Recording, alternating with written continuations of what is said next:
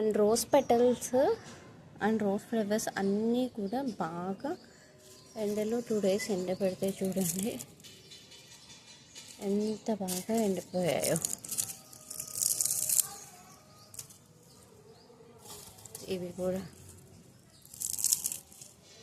వీటిని ఇప్పుడు మనము మెత్తగా పౌడర్ చేసుకుందాం. చూడండి ఎంత బాగున్నాయో. ఇవి మందారాలు కూడా ఎండిపోయాయి. వీటి మధ్యలో శంకు పూలు ఉన్నాయి చూసారు కదా, ఇవి కూడా ఫుల్గా ఎండిపోయాయి. వీటన్నిటిని కింద తీసుకొని మనం మిక్సీలో వేసి మెత్తగా ఫైన్ పౌడర్ చేసుకొని ఫేస్ ప్యాక్లో వాటికి యూజ్ చేసుకుందాం. చూసారు కదా, బాటిల్లో కూడా ప్యాక్ చేసేసాను. రోజ్ పౌడర్ నాటు గులాబీలతో చేసిన స్వచ్ఛమైన గులాబీ పౌడర్ అన్నమాట ఇది.